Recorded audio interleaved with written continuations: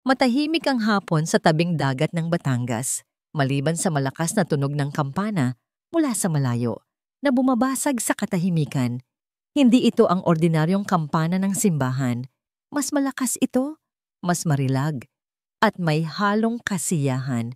Iyon ang kampana ng kasal mula sa mansyon ng mga Velarde, ang pinakamayamang pamilya sa buong probinsya. Napabuntong hininga si Mira habang hinahalo ang inihahanda niyang adobo sa isang malaking kaldero sa loob ng kanilang maliit na kusina. Ang tunog ng kampana ay parang isang paalala sa kanya ng mundong hindi niya kayang abutin. Isang mundong puno ng yaman at prestihiyo na para lang sa mga tulad ng mga Velarde. Anak, pakidala na itong mga pinritong isda sa labas. Utos ng kanyang ina, si Aling Nena, na abala sa pagtatahi ng ilang damit.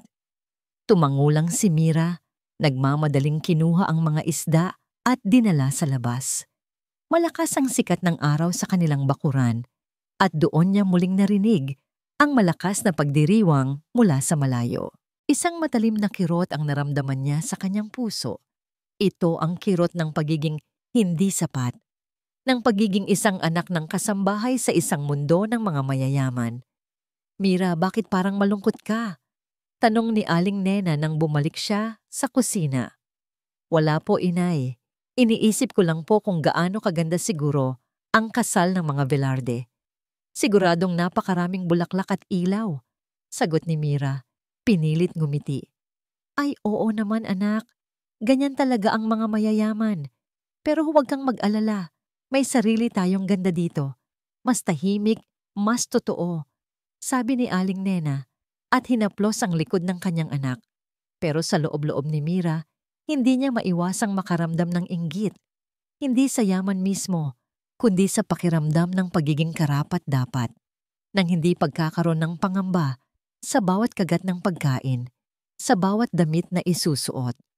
Naaalala pa niya minsan, noong bata pa siya, naglalaro siya sa gilid ng tabing dagat. Nakita niya ang isang batang lalaki na may marangyang suot na nakatingin sa kanya mula sa malayo. Nagtama ang kanilang mga mata at agad siyang yumuko sa hiya. Iyon si Lucas Velarde, ang anak ng pinakamayaman sa bayan. Hindi niya inakala na ang lalaking iyon, na parang isang prinsipe mula sa ibang mundo, ay muling tatawid sa kanyang landas at sa isang paraan na hindi niya inaasahan. Ngayon, kasal na si Lucas. Sino kaya ang napakaswerteng babae? Malamang isa ring mayaman, maganda, at may pinag-aralan. Ganun naman talaga. Ang mga tulad niya, ang mga tulad ni Mira, ay para lang mangarap. Ilang sandali pa, dumating ang isang van mula sa mansyon ng Velarde upang kunin ang mga lutong pagkain na inihanda ni Aling Nena. Si Aling Nena ay isang mahusay magluto at madalas siyang kinuha ng mga Velarde para sa kanilang mga espesyal na okasyon. Aling Nena, pinapasabi po ni Senyora Velarde, kung pwede daw po kayong magdala ng kaunting pagkain para kay Mira at kayo na rin po para may makain kayo mamaya. Maraming salamat po sa pagtulong, sabi ng isa sa mga tagapamahala ng Velarde na may ngiti. Nagulat si Mira. Hindi pa siya nakakapasok sa mansyon ng Velarde at ang ideya na makita ang lahat ng karangyaan ay nagdulot ng halo-halong emosyon sa kanya. Takot, kaba, at bahagyang pagkasabik. Sige po, Manang Rita. Dadalhin po namin mamaya.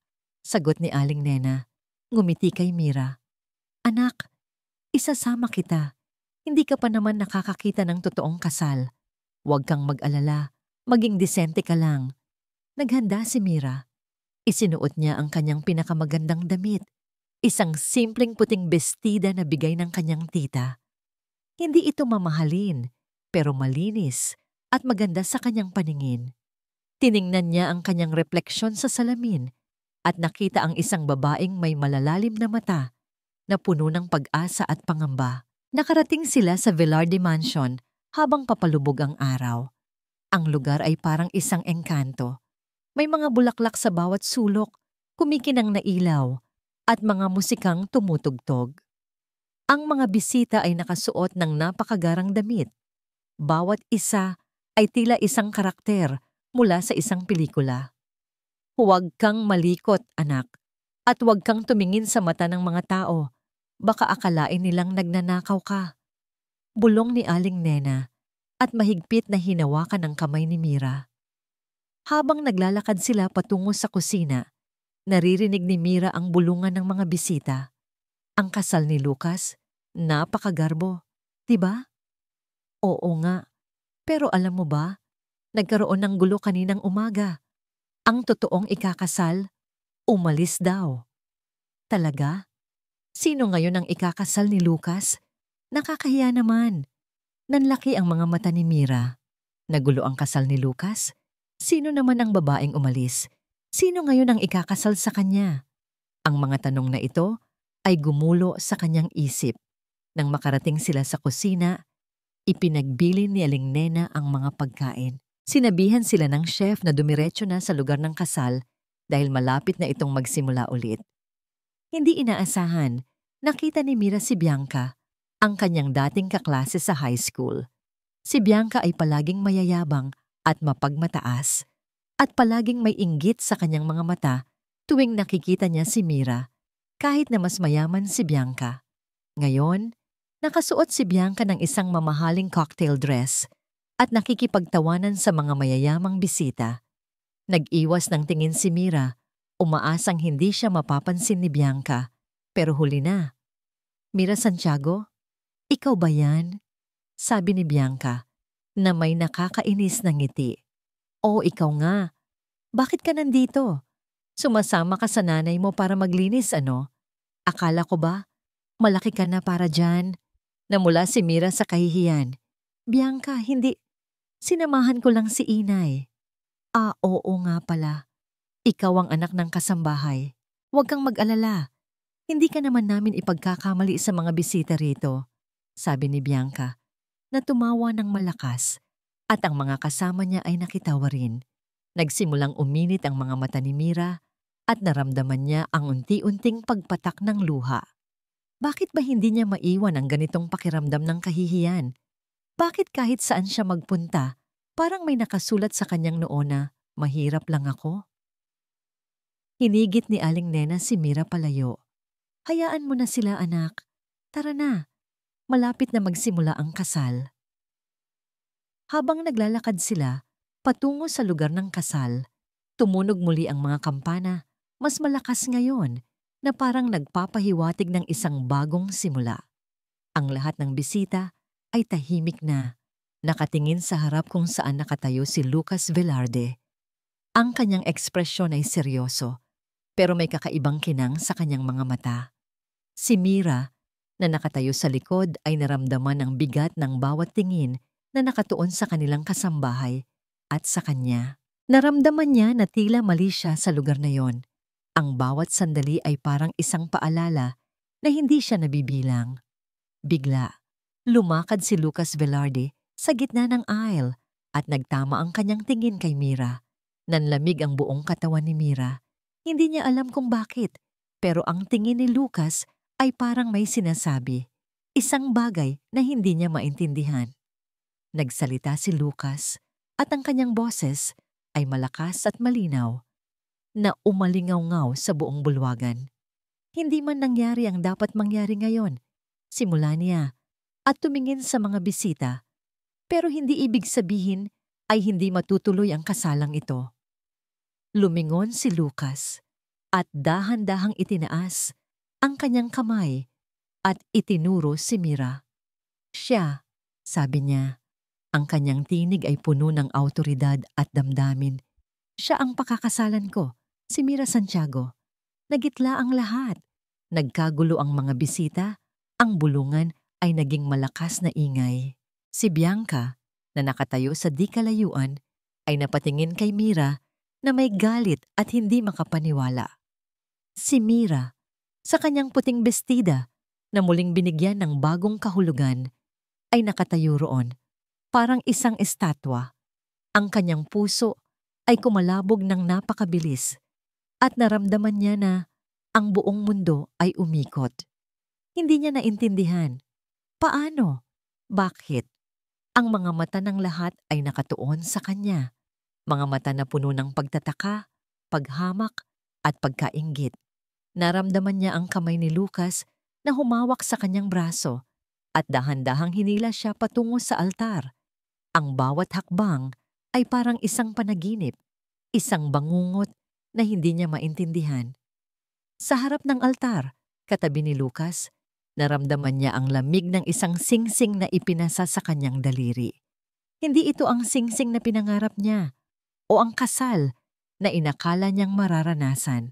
Ito ay isang kasal na puno ng pagtataka, isang kasal na pinilit, isang kasal na nagbabaon sa kanya sa isang mundo na hindi niya alam kung paano lulusutan.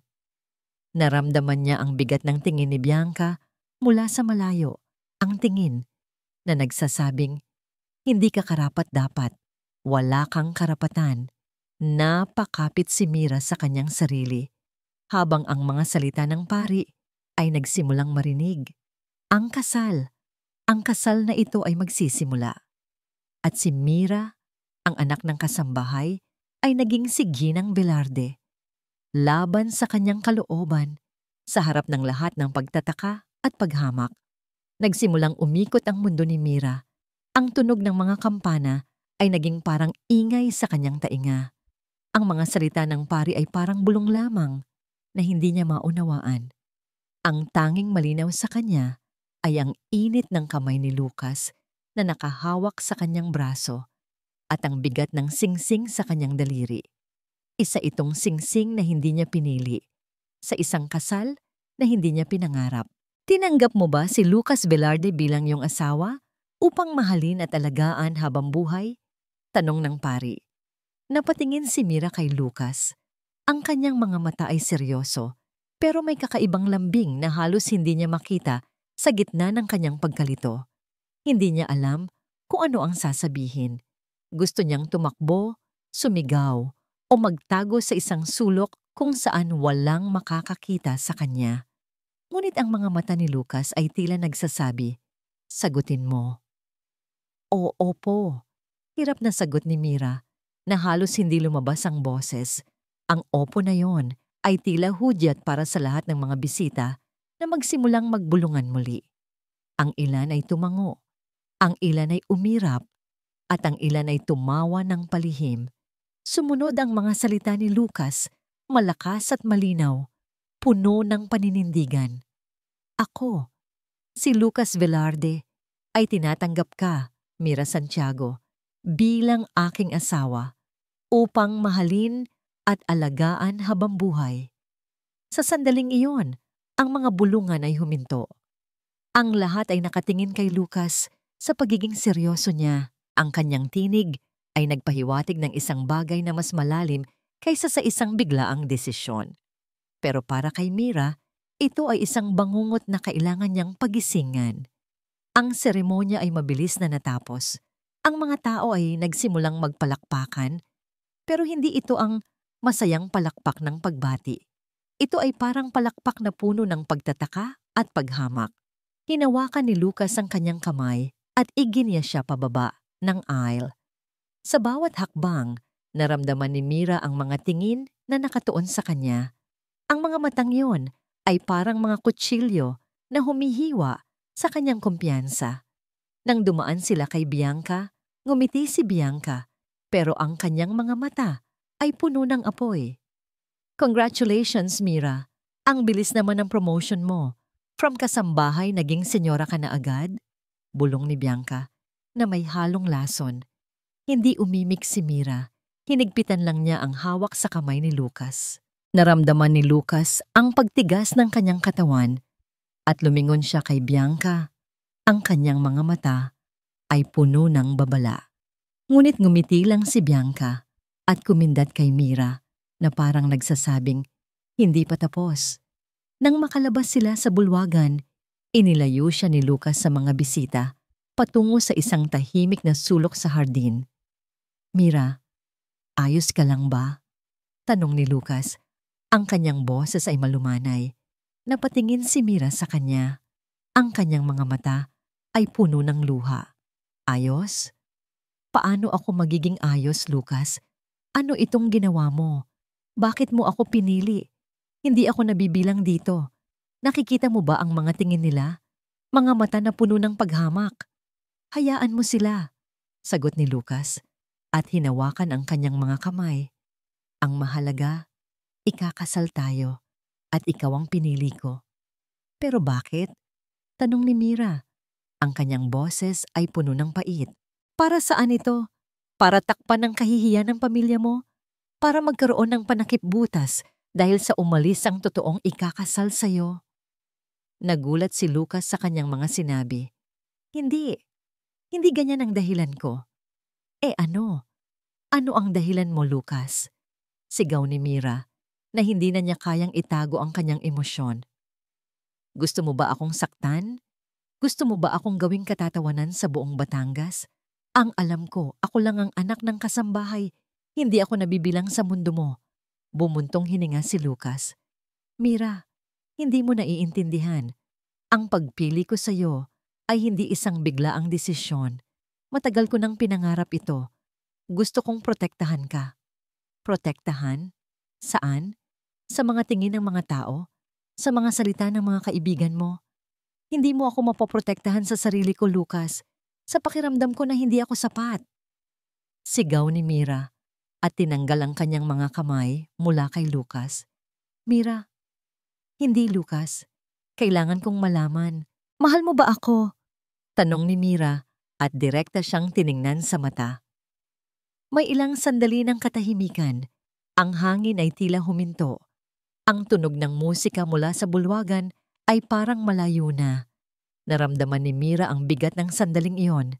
Ang kanyang puso ay umaasa.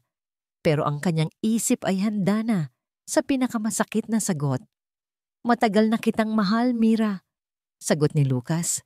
Ang kanyang boses ay halos pabulong, pero malinaw sa pandinig ni Mira. Noong bata pa tayo, sa tabing dagat, palagi kitang tinitignan. Ikaw ang pangarap ko. Nanlaki ang mga mata ni Mira. Hindi siya makapaniwala sa kanyang naririnig. Si Lucas Velarde, ang mayaman at makapangyarihang lalaki, ay minahal siya mula noon. Hindi niya maintindihan. Bakit hindi niya ito sinabi? Bakit ngayon lang? Pero hindi pa rin makapaniwala si Mira. Alam kong mahirap intindihin. Alam kong mabilis ang lahat. Pero hindi ko na kayang itago pa. Nakita ko ang sakit sa iyong mga mata kanina. At ayaw kong maranasan mo pa yon. Gusto kong protektahan ka. Paliwanag ni Lucas. Bigla, lumapit si Aling Nena. Mira, Lucas, nasaan kayo? Kailangan na kayong magpakita sa mga bisita.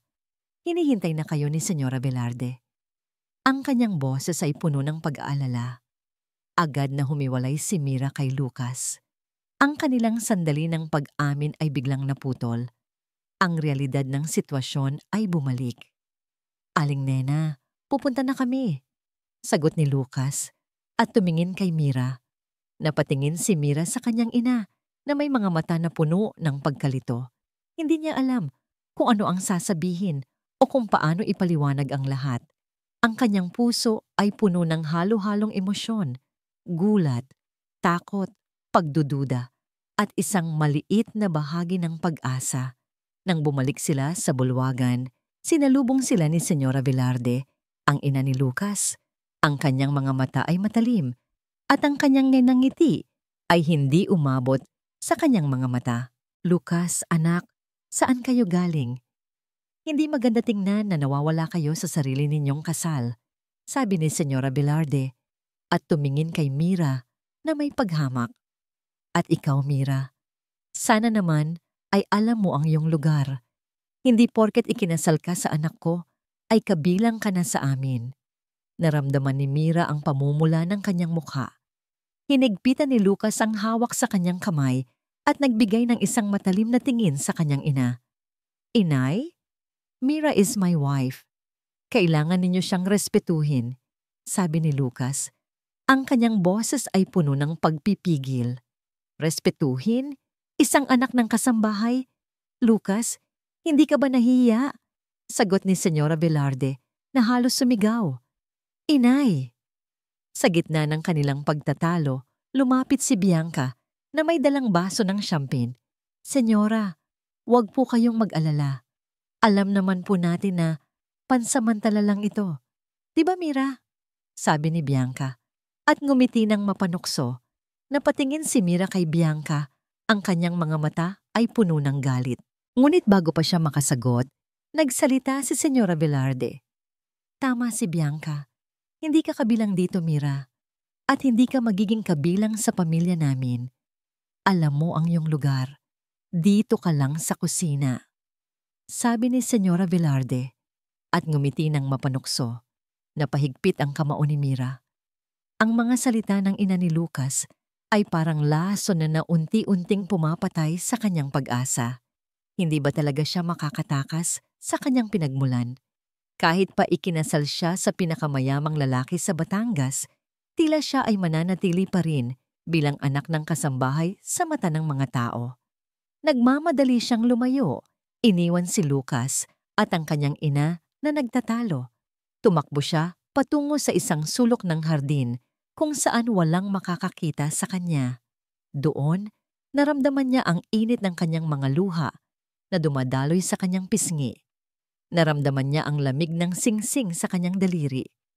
Isa itong simbolo ng isang sumpa o isang pangako. Hindi niya alam. Ang tanging alam niya ay ang sakit na naramdaman niya sa kanyang puso. Bigla, narinig niya ang boses ni Bianca sa likod niya. Mira, akala mo ba madali kang makakapasok sa mundo namin? Hindi.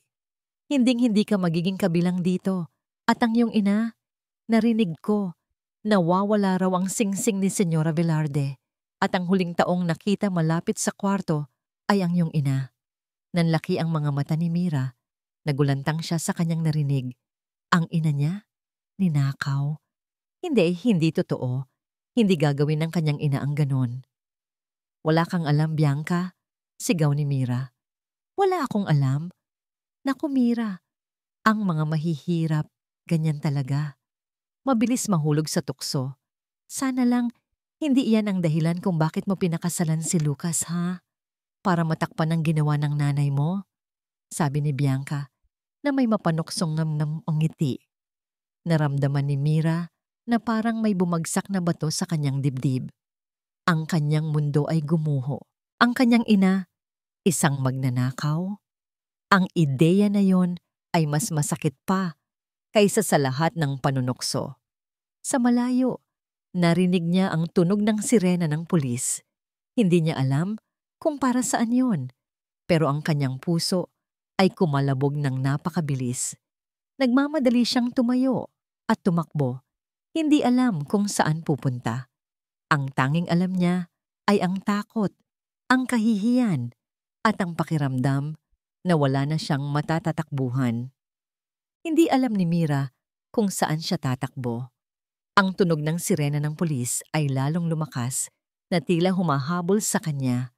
Ang mga salita ni Bianca ay umalingaw-ngaw sa kanyang isip. Nawawala raw ang singsing ni Senyora Velarde at ang huling taong nakita malapit sa kwarto ay ang iyong ina. Imposible. Hindi magagawa ng kanyang inang si Aling Nena ang ganitong bagay. Pero ang takot ay kumalat na sa buong sistema niya. Huminto siya sa gilid ng isang malaking fountain sa hardin. Ang kanyang puso ay kumakabog ng malakas. Nanginginig ang kanyang mga kamay. Napatingin siya sa singsing sa kanyang daliri. Isang simbolo ng kasal na tila nagdala lamang ng gulo at pasakit. Narinig niya ang mga yapak sa likod niya. Lumingon siya at nakita niya si Lucas. Ang kanyang mukha ay seryoso at ang kanyang mga mata ay puno ng pag-aalala. Mira, saan ka pupunta? Bakit ka tumatakbo? Tanong ni Lucas at lumapit sa kanya. Lucas, narinig ko. Ang nanay ko. Sabi ni Bianca, ninakaw daw ng nanay ko ang singsing ng nanay mo. Nanginginig ang kanyang boses. Hinawakan ni Lucas ang kanyang mga balikat. Ano? Sino ang nagsabi niyan? Huwag kang maniwala sa kanya, Mira. Hindi magagawa ni Aling Nena ang ganoong bagay. Pero Lucas, narinig ko ang sirena ng pulis. Hindi ba't para sa nanay ko yon? Tanong ni Mira, ang luha ay umagos na sa kanyang pisngi. Bumuntong hininga si Lucas. Kausap ko na ang pulis. May nawawalang ilang alahas sa bahay. Pero hindi pa nila alam kung sino ang kumuha. Huwag kang mag-isip ng masama tungkol kay Aling Nena. Pero huli na. Ang binhi ng pagdududa ay naitanim na. At ang takot ay lalong lumalim sa puso ni Mira. Sumama siya kay Lucas. Pero ang kanyang isip ay puno ng pangamba. Nang bumalik sila sa mansyon, sinalubong sila ni Senyora Velarde na may halong galit at pagtataka. Katabi niya si Bianca na nakangiti ng mapanukso. Lucas, akala ko ba magpapakita ka na sa mga bisita? At ikaw, Mira, saan ka ba nanggaling? Hindi pa tayo tapos sa usapan tungkol sa nanay mo.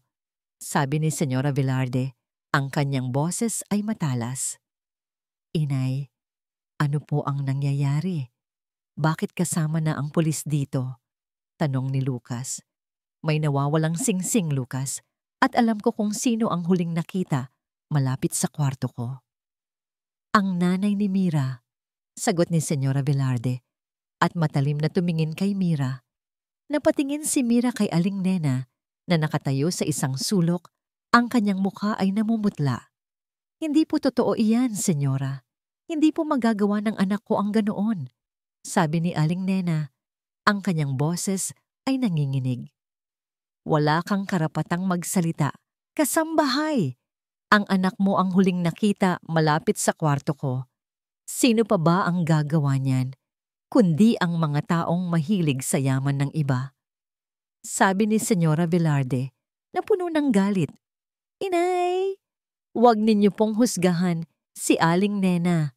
Mag-iimbestiga po ako. Baka may iba pang kumuha, sabi ni Lucas at lumapit kay Aling Nena. Aling Nena, huwag po kayong mag-alala. Maghahanap po ako ng ebidensya. Ngunit ang mga salita ni Lucas ay tila hindi na nakarating sa pandinig ni Mira. Ang lahat ng nakikita niya ay ang paghamak sa mga mata ng mga Velarde at ang nangiti ni Bianca. Para sa kanya, ito ay isang bangungot na ayaw matapos. Kinabukasan, ang balita tungkol sa anak ng kasambahay na pinakasalan ng mayamang CEO at ang ina ng CEO's wife na ninakaw ang alahas ay kumalat na sa buong Batangas. Ang bawat sulyap, ang bawat bulong ay parang isang patalim na sumasaksak sa puso ni Mira. Sa mansyon ng Velarde, ang buhay ni Mira ay naging parang impyerno. Kahit na si Lucas ay nasa tabi niya, sinusubukang protektahan siya. Hindi niya maiwasang maramdaman ang pagiging iba.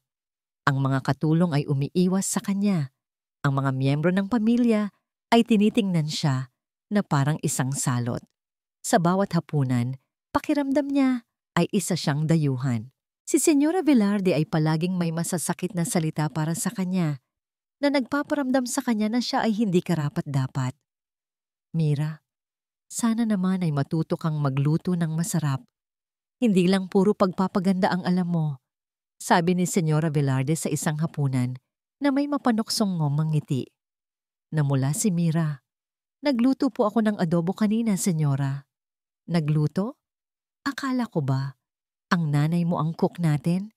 Siguraduhin mo lang na hindi ka mangungupit ng mga sangkap, ha? Sabi ni Senyora Velarde at tumawa. Napayuko si Mira. Narinig niya ang ilang pagtawa mula sa ibang miyembro ng pamilya. Naramdaman niya ang kamay ni Lucas na humawak sa kanyang hita sa ilalim ng mesa bilang tanda ng pag-comfort. Ngunit hindi ito nakatulong.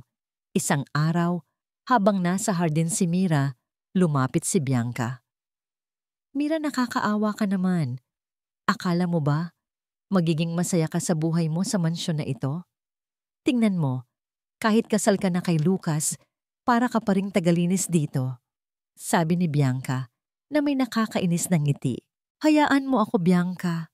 Wala kang alam sa pinagdadaanan ko, sabi ni Mira. Wala akong alam? Naku, Mira, alam ko ang lahat. Alam kong hindi ka gusto ng pamilya ni Lucas. At alam ko ring si Lucas, pinakasalan ka lang para matakpan ang kahihiyan ng pamilya niya. Narinig ko mismo ang nanay niya na nagsabi, Hindi ka mahal ni Lucas, Mira. Ginagamit ka lang niya, sabi ni Bianca na may halong laling. Nanlaki ang mga mata ni Mira. Ang mga salita ni Bianca ay parang mga panakot na tumatagos sa kanyang puso. Ito ang pinakakinatatakutan niya. Kung totoo ang sinasabi ni Bianca, kung ginagamit lang siya ni Lucas, kung ganon, ano pa ang silbi ng lahat ng ito? Hindi totoo yan, sigaw ni Mira, pero ang kanyang boses ay nanginginig. Ay, totoo yan, Mira. Alam ko ang totoo. At alam mo rin sa puso mo na totoo yan. Hindi ka nabibilang sa kanila. Kahit anong gawin mo, mananatili ka pa ring anak ng kasambahay. At ang nanay mo? Ayun, pinaghihinalaan pa rin sa kaso ng pagnanakaw. Ano kaya ang sasabihin ng mga tao kapag nalaman nilang may magnanakaw sa pamilya ng Velarde? Sabi ni Bianca na may ngiti ng tagumpay. Umalis si Bianca. Iniwan si Mira na mag-isa, puno ng takot at pagdududa. Ang mga salita ni Bianca ay umalingaw-ngaw sa kanyang isip na tila nagpapatunay sa kanyang pinakamasamang pangamba. Nang gabing iyon, hindi makatulog si Mira. Pumasok siya sa kwarto ni Lucas na nagbabasa ng mga papeles.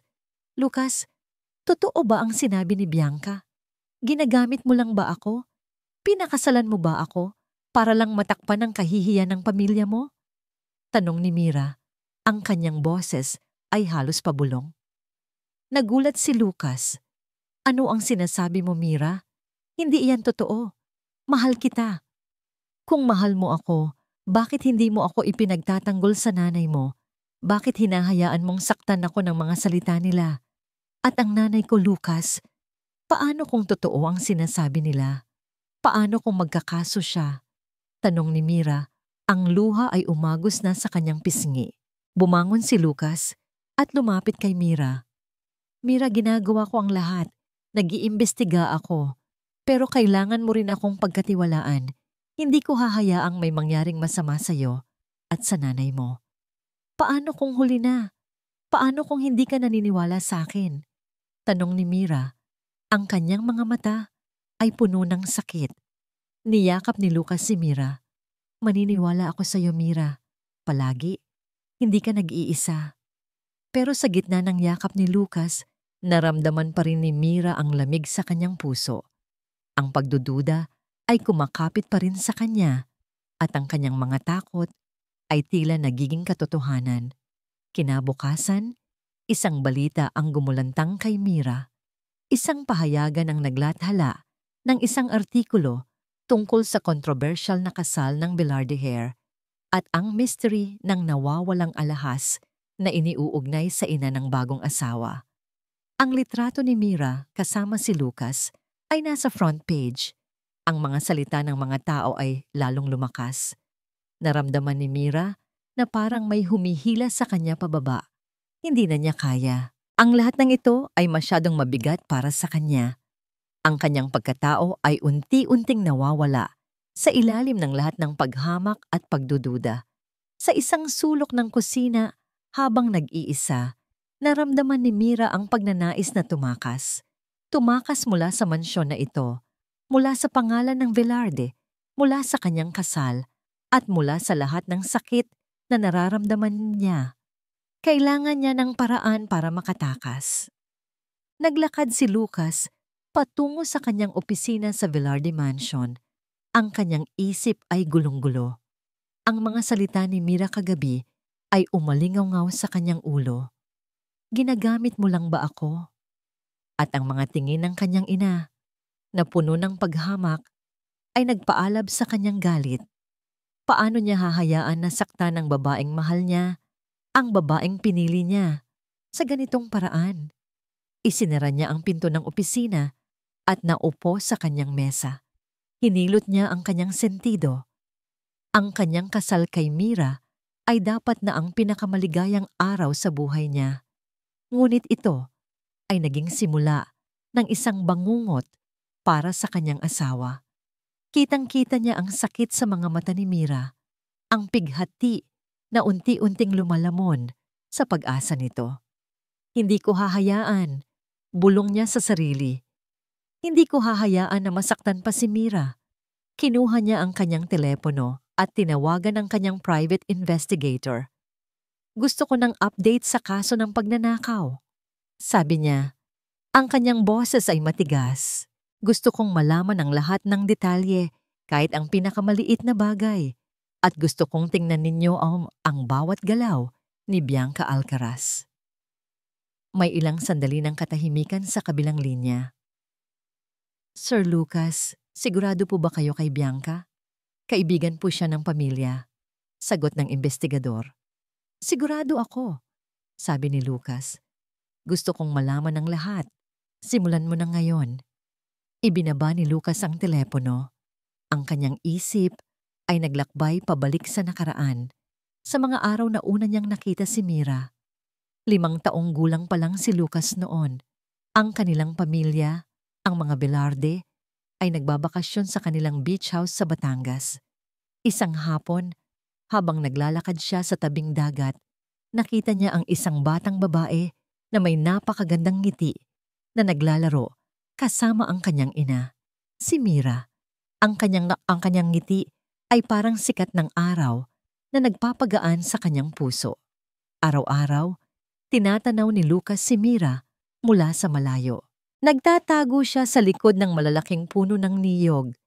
Pinagmamasdan kung paano ito tumawa habang hinahabol ang mga alon o kung paano ito tumulong sa kanyang ina sa paghuhuli ng isda. Hindi niya maintindihan kung bakit, ngunit ang presensya ni Mira ay nagbibigay sa kanya ng kakaibang kapayapaan at kaligayahan na hindi niya naramdaman sa piling ng kanyang sariling pamilya. Ang kanyang mga magulang ay palaging abala sa negosyo at ang buhay niya ay puno ng mga aralin at obligasyon, hindi ng mga simpleng laro sa tabing dagat. Minsan, naglakas loob si Lucas na lumapit kay Mira. Naglalaro si Mira sa buhangin, gumagawa ng sandcastle. Lumapit si Lucas at tahimik na umupo sa tabi niya. Nagulat si Mira, pero ngumiti siya nang makita si Lucas. Gusto mo bang maglaro? Tanong ni Mira. Tumango si Lucas na nahihiya. Magkasama silang nagtayo ng sandcastle hanggang sa lumubog ang araw. Iyon ang isa sa pinakamaligayang sandali ng kanyang pagkabata. Ngunit kinabukasan, umalis na sila pabalik ng Maynila. Hindi na niya muling nakita si Mira sa mahabang panahon. Lumipas ang mga taon at naging isang binata si Lucas, abogado at kalaunan ay CEO ng kumpanya ng kanilang pamilya. Ngunit hindi niya kailanman nakalimutan ang batang babae sa tabing dagat. Nagpadala siya ng mga tao para hanapin si Mira, ngunit naging maingat siya. Nais niyang makita kung paano siya mamumuhay, kung ano ang kanyang mga pangarap. Nais niyang makasigurado na ang kanyang pagmamahal ay hindi lamang isang pagkabata. At nang makita niya si Mira, muli, sa isang event ng kumpanya, ilang taon na ang nakakaraan, nakumpirma niya, hindi lang ito isang alaala, kundi isang tunay na damdamin na lumalalim sa bawat paglipas ng araw. Madalas niya itong nakikita sa mga kaganapan ng pamilya Velarde, kung saan nagtatrabaho si Aling Nena bilang kasambahay at cook. Ang puso niya ay palaging lumulundag sa tuwing nakikita niya si Mira, na abala sa kusina o naghahatid ng mga pagkain. Gusto niyang lapitan ito, kausapin, ipagtapat ang kanyang nararamdaman. Ngunit ang pagitan ng kanilang mga mundo ay napakalaki. Alam niyang hahadlang ang kanyang pamilya, lalo na ang kanyang ina, sa anumang posibleng relasyon, kaya't pinili niyang itago ang kanyang pagmamahal at manatiling tahimik na tagahanga hanggang sa araw ng kanyang kasal. Bumalik si Lucas sa kasalukuyan. Ang kanyang puso ay puno ng sakit at determinasyon. Ang pagpili niya kay Mira sa altar ay hindi isang biglaang kapritsyo. Iyon ay ang matagal nang nakatagong pagmamahal na lumabas sa tamang pagkakataon. Ang kanyang huling pagtatangka upang protektahan si Mira mula sa mundo at mula sa kanyang sarili. Ayaw niyang makita si Mira na muling yumuyuko dahil sa kahihiyan o nagtatago sa anino ng kanyang pinagmulan. Bianca Alcaraz. Bulong niya. Ang kanyang mga mata ay naningkit. Matagal na niyang napansin ang kakaibang pagtingin ni Bianca kay Mira. Mula pa noong high school, palagi nang may inggit sa mga mata ni Bianca sa tuwing nagkikita sila ni Mira. At ang insidente ng pagnanakaw, masyadong perpekto para maging nagkataon lang. Tumayo si Lucas at kinuha ang kanyang susi. Kailangan niyang kausapin si Aling Nena. Hindi niya hahayaan na masaktan ng ina ng kanyang asawa. Nang makarating siya sa kusina, nakita niya si Aling Nena na naglilinis ng mga plato. Ang kanyang mukha ay malungkot. Nilapitan niya si Aling Nena. Aling Nena, kausapin ko po sana kayo, sabi ni Lucas. Ang kanyang boses ay malumanay. Nagulat si Aling Nena. Ay, Sir Lucas, ano po iyon? Tungkol po sa nawawalang alahas. Naniniwala po ako na hindi ninyo iyon kinuha. Gusto ko pong malaman kung may napansin po ba kayong kakaiba sa mga nakaraang araw. O kung may ibang tao po ba kayong nakita malapit sa kwarto ng aking ina. Tanong ni Lucas. Bumuntong hininga si Aling Nena. Sir Lucas, wala po talaga akong alam dyan. Sa tagal ko na pong nagtatrabaho sa inyo, hinding-hindi ko po gagawin ang ganoong bagay. Mahal ko po ang pamilya Velarde at lalo na po kayo at si Mira. Naniniwala po ako sa inyo, Aling Nena. May napansin po ba kayong kakaiba kay Bianca? Tanong ni Lucas. Sinubukan niyang maging maingat. Nag-aalangan si Aling Nena. Si Ma'am Bianca po. Napansin ko po kasi ilang beses po siyang pumunta sa kwarto ni Senyora Velarde kahit na wala naman po ang senyora. Sabi niya po, kukunin niya lang po ang charger ng kanyang cellphone. Pero may napansin po akong kakaiba sa kanya. Parang hindi po siya mapakali. Nanlaki ang mga mata ni Lucas. Ito ang kumpirmasyon na kailangan niya. Kailan po ito, Aling Nena? Kailan ninyo po siya nakita? Noong 1 linggo pa po. Tapos po, bago po ang kasal, nakita ko po siya na parang may itinago sa kanyang bag. Pagkalabas po niya sa kwarto ng senyora, akala ko po, make-up lang niya. Pero ngayong iniisip ko po, baka may iba po siyang itinago. Kumabog ng malakas ang puso ni Lucas. Ang mga piraso ng puzzle ay unti-unting nabubuo. Si Bianca, ang kanyang inggit, ang kanyang presensya sa kasal na dapat ay hindi niya dinaluhan. Salamat po, Aling Nena. Malaking tulong po ang sinabi ninyo, sabi ni Lucas at tumalikod. Agad siyang bumalik sa kanyang opisina at muling tinawagan ng imbestigador. Mayroon akong lead. Nais kong imbestigahan ninyo ang bawat galaw ni Bianca sa loob ng mansyon sa nakalipas na 2 linggo. Tignan ninyo ang lahat ng security cameras. Gusto kong makahanap ng anumang footage na nagpapakita sa kanya na pumapasok o lumalabas sa kwarto ng aking ina. Masusunod po, Sir Lucas, sagot ng imbestigador. Matapos ang tawag, tumayo si Lucas at tumingin sa labas ng bintana. Ang kanyang mga mata ay napadpad sa malaking fountain sa hardin, kung saan niya nakita si Mira na umiiyak kagabi. Hindi niya kakayanin na makita si Mira na malungkot. Ang kanyang puso ay kumikirot sa bawat patak ng luha ni Mira. Naaalala niya ang kanyang pangako kay Mira. Ang pangako na poprotektahan niya ito. Hindi lang sa kanyang pamilya, kundi sa lahat ng mga taong gustong saktan siya. At ngayong alam na niya kung sino ang tunay na kalaban, mas lalo siyang determinado. Ngunit ang pinakamabigat sa lahat ay ang katanungan ni Mira. Paano kung hindi ka naniniwala sa akin? Ang pagdududa ni Mira ay nagbigay ng kirot sa kanyang puso. Kailangan niyang patunayan kay Mira na hindi lang niya ito mahal, kundi naniniwala rin siya sa kanya. Higit sa lahat, kailangan niyang ipakita kay Mira na hindi niya ito ginagamit. Kinabukasan, habang nasa hapagkainan, tahimik si Lucas. Ang kanyang ina ay patuloy na nagpaparinig kay Mira, ngunit hindi na gaanong nagre-react si Mira. Ngunit nakita ni Lucas ang pagbabago sa kanyang asawa. Ang kanyang dating matatalim na mata ay napalitan ng pagod at kawalan ng pag-asa. Mira, kumain ka ng marami. Masyado kang payat, sabi ni Senyora Velarde na may halong sarkasmo. Baka isipin ng mga tao, pinapahirapan ka namin dito. Hindi umimik si Mira. Pinilit lang niyang lunukin ang pagkain. Inay, huwag po ninyong pahirapan si Mira, sabi ni Lucas. Ang kanyang boses ay malamig. Lucas, anak, huwag kang makialam. Ginagawa ko lang ang tama, sagot ni Senyora Velarde.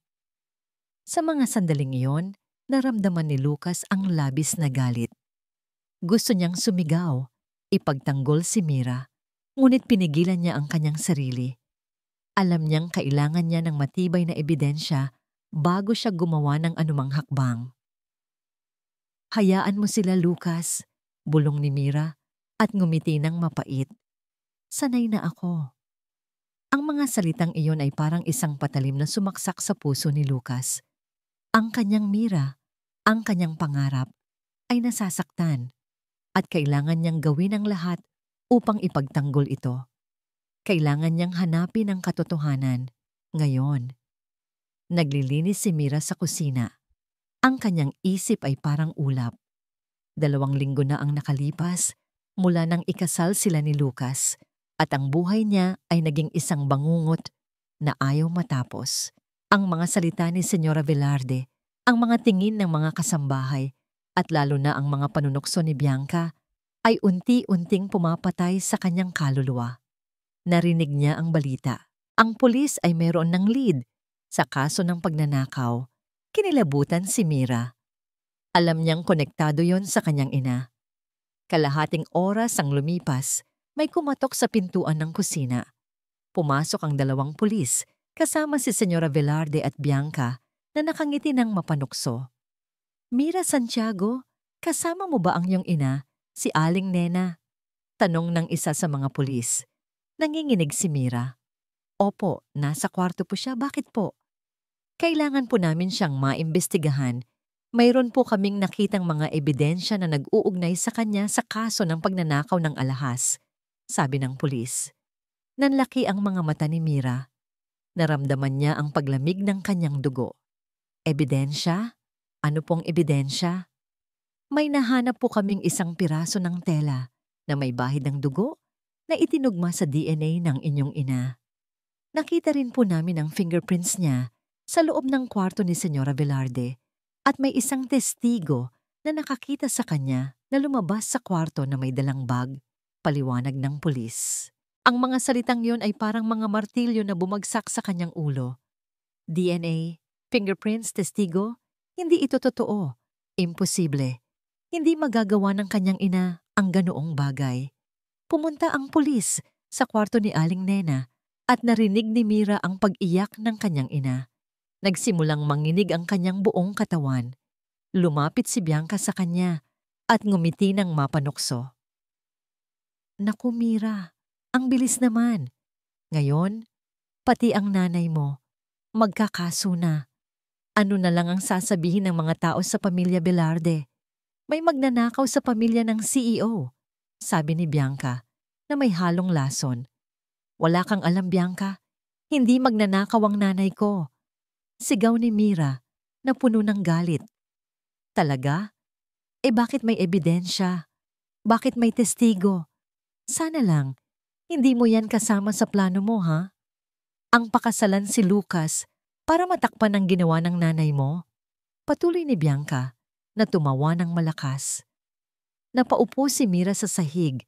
Ang kanyang mga kamay ay nakatakip sa kanyang mukha. Hindi niya alam kung ano ang gagawin. Gusto niyang sumigaw, umiyak, o mawala na lang sa mundong ito. Ang kanyang ina, na matagal nang nagtatrabaho sa mga Velarde, ay pinaghihinalaan ngayon na magnanakaw. Ang kahihiyan ay napakalaki. Pumasok si Lucas. Ang kanyang mukha ay seryoso. Nakita niya si Mira na nakaupo sa sahig, umiiyak. Lumapit siya kay Mira at niyakap niya ito. Mira, anong nangyari? Ayos ka lang ba? Tanong ni Lucas. Ang kanyang boses ay puno ng pag-aalala. Lucas, ang nanay ko, pinaghihinalaan nila ang nanay ko. Umiiyak si Mira sa kanyang balikat. Alam ko, pero naniniwala akong hindi iyan totoo. Huwag kang mag-alala. Gagawin ko ang lahat para malaman ang katotohanan, sabi ni Lucas at hinaplos ang kanyang buhok. Ngunit sa mga salita ni Lucas, naramdaman ni Mira ang isang bagay na iba. Ang kanyang boses ay tila may halong pagdududa. Hindi niya maintindihan. Bakit hindi siya ganun kasiguro? Bakit tila hindi niya pinaniniwalaan ang kanyang ina? Pero Lucas, ang daming ebidensya. DNA, fingerprints, testigo. Paano kung totoo nga? Paano kung magkakaso ang nanay ko? Tanong ni Mira at tumingin kay Lucas. Hahanapin ko ang katotohanan, Mira. Magtiwala ka lang sa akin, sabi ni Lucas. Ngunit ang mga salitang magtiwala ka lang sa akin ay tila walang bisa. Ang kanyang puso ay puno ng sakit at pagdududa. Naramdaman niya ang unti-unting paglamig ng kanyang puso. Pinauwi ng pulis si Aling Nena, ngunit siya ay nasa ilalim ng masusing investigasyon. Ang bawat galaw ni Aling Nena ay sinusubaybayan at ang reputasyon niya ay unti-unting nasisira.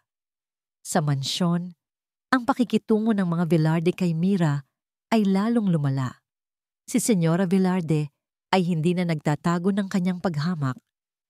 Mira, sana naman ay matuto kang maging tapat. Ang pamilya Velarde ay hindi tumatanggap ng mga magnanakaw, sabi ni Senyora Velarde sa isang hapunan. Namula si Mira. Hindi magnanakaw ang nanay ko, Senyora. Talaga? Bakit may ebidensya? Gusto mo bang ipahamak ang pamilya ko dahil sa pagnanakaw ng nanay mo? Sabi ni Senyora Velarde. Ang kanyang boses ay matalim. Tumingin si Lucas sa kanyang ina. Inay, huwag po ninyong pahirapan si Mira. Hayaan po nating mag-imbestiga ang pulis. Ngunit ang mga salita ni Lucas ay tila hindi na nakarating sa pandinig ni Mira. Ang kanyang puso ay puno ng sakit. Naramdaman niya na tila nag-iisa siya sa laban na ito. Kahit si Lucas, na nangakong poprotektahan siya, ay tila nagdududa sa kanya. Isang hapon, habang naglalakad si Mira sa hardin, nakita niya si Lucas na kausap ang kanyang ina. Nakita niya ang pagtatalo nila at narinig niya ang mga salita ng kanyang ina. Lucas, kailangan mong isipin ang reputasyon ng pamilya Velarde. Hindi mo maaring hayaan na masira ito dahil sa isang kasambahay at sa kanyang anak. Baka totoo ngang ginagamit ka lang niya para matakpan ang gulo ng pamilya nila. Ang mga salitang iyon ay parang isang patalim na tumagos sa puso ni Mira. Lumabas ang kanyang pinakamasamang pangamba. Ginagamit lang siya ni Lucas? Pinakasalan niya lang siya para matakpan ang gulo ng kanyang pamilya? Ang ideya na yon ay mas masakit pa kaysa sa lahat ng panunukso. Hindi niya nakaya. Ang kanyang puso ay basag na. Ang pagdududa ay lumamon na sa kanyang pag-asa. Naramdaman niya ang pagnanais na tumakas, na lumayo sa lahat ng sakit na ito. Ang lahat ng ito ay parang isang malaking pagkakamali. Ang kanyang kasal kay Lucas, ang kanyang pagpasok sa mundo ng Velarde, ay isang pagkakamali.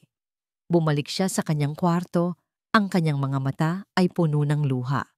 Nakita niya ang isang lumang photo album sa ibabaw ng kanyang nightstand. Iyon ang photo album ni Lucas. Hindi niya alam kung bakit, ngunit binuksan niya iyon. Nakatago sa gitna ng mga larawan ng pamilya Velarde ay isang lumang larawan. Iyon ay larawan ni Lucas at ng kanyang dating kasintahan, ang babaeng dapat ay ikakasal sa kanya. Ang larawan ay nagpapakita ng kanilang ngiti, ang kanilang pagmamahalan. May sulat sa likod ng larawan, "Para sa aking pinakamamahal, palagi." Napakapit si Mira sa larawan. Ang kanyang puso ay tila nadurog. Ang lahat ng pagdududa niya ay kinumpirma. Hindi siya ang pinili ni Lucas dahil mahal siya. Pinili niya siya para takpan ng kahihiyan, para magkaroon ng panakip-butas. Siya ay isang kapalit lamang. Ang mga luha ay bumuhos sa kanyang pisngi.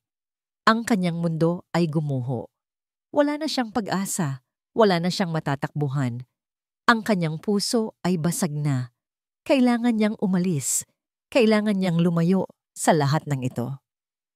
Umaga na at si Lucas ay nasa kanyang opisina. Ang kanyang isip ay abala sa mga ulat mula sa kanyang private investigator. Nalaman niyang bumalik na ang pulis sa Velarde Mansion upang tanungin si Aling Nena. Naramdaman niya ang kirot sa kanyang puso. Alam niyang labis na nasasaktan si Mira dahil sa lahat ng ito. Sir Lucas, may importanteng impormasyon po ako, sabi ng investigator sa kabilang linya. Nakuha po namin ang footage mula sa security camera sa pasilyo patungo sa kwarto ni Senyora Velarde. May nakita po kaming isang babae na pumasok sa kwarto at lumabas na may dalang bag. At hindi po si Aling Nena iyon. Kumabog ng malakas ang puso ni Lucas. Sino? Sino ang babae? Si Ma'am Bianca Alcaraz po, sir. Mayroon po siyang dalang isang maliit na bag at nakita po namin siyang itinago ito sa ilalim ng kanyang damit pagkalabas niya sa kwarto ng senyora. At meron din po kaming narinig mula sa ilang kasambahay na narinig nila si Ma'am Bianca na nagsasalita sa telepono tungkol sa isang plano at pagpapahiya kay Mira. Nanlaki ang mga mata ni Lucas. Si Bianca, alam na niya. Ang kanyang hinala ay kinumpirma. Ang galit ay kumalat sa kanyang buong katawan. Paano nagawa ni Bianca ang ganitong bagay? Magpadala ka ng kopya ng footage na yan sa aking email ngayon din. At gusto kong maghanap ka pa ng ibang ebidensya na magpapatunay na si Bianca ang may gawa nito. Lahat, kahit ang pinakamaliit na detalye. Utos ni Lucas, ang kanyang boses ay matigas at puno ng galit. Ibinaba ni Lucas ang telepono. Tumayo siya at lumapit sa bintana. Tiningnan ang malawak na hardin. Naaalala niya ang mga salita ni Mira. Paano kung hindi ka naniniwala sa akin? Ang sakit sa mga mata ni Mira ay bumalik sa kanyang isip. Kung gaano niya kagustong magalit kay Mira dahil sa pagdududa nito sa kanya, hindi niya magawa. Alam niyang masakit ang pinagdadaanan ni Mira. Alam niyang ang lahat ng ito ay masyadong mabigat para sa kanya. At ngayon, alam na niya kung sino ang tunay na kalaban. Kinuha niya ang kanyang telepono at tinawagan si Mira. Kailangan niyang kausapin ito. Kailangan niyang ipaliwanag ang lahat. Ngunit walang sumasagot. Nag-aalala si Lucas. Bumaba siya sa kusina at nakita niya si Aling Nena na naghahanda ng pagkain. Aling Nena, nakita niyo po ba si Mira? Tanong ni Lucas. Ay, Sir Lucas, kanina pa po si Ma'am Mira. Nakita ko po siya na parang malungkot at umakyat po sa kwarto. Sagot ni Aling Nena.